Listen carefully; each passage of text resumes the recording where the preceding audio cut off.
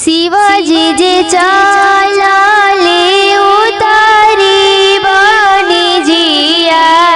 रे गौरा हो सुंदर ए लागेली संघ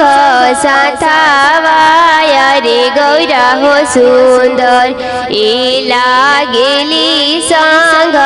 साथावाया रे गौरा हो सुंदर घुरी जाऊ फिरी जाऊ गौरा से ज्ञानी मरी रे जैबू गौरा भूखिया पियसिया मरी रे जैबू भूखिया पियसिया शिवजी रौरे परे सपबो अरे अब नाही ए छोड़बी संघ साथावाया रे हम नाही ए छोड़बी संघ साथावाया रे हम नाही एक कोसे गईले शिवजी दुई कोसे गईले बरी से हो लागल ए छपना कोटे के बूंदावा बरी से हो लागल ए छपना कोटे के बूंदावा बरी से हो लागल शिवजी के भिंजले जाटा से जुड़ाया रे गौरा सुंदर ना परले को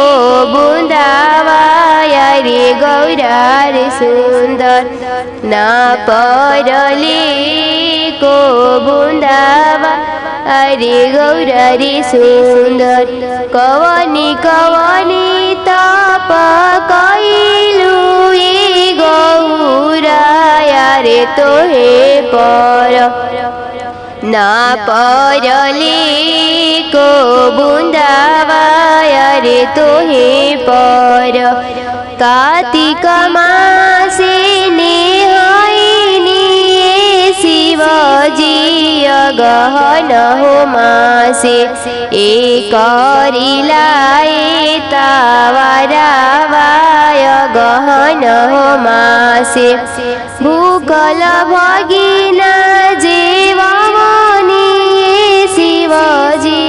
अरे ओहिरे तपे ना परले को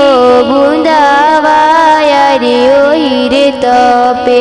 ना परले को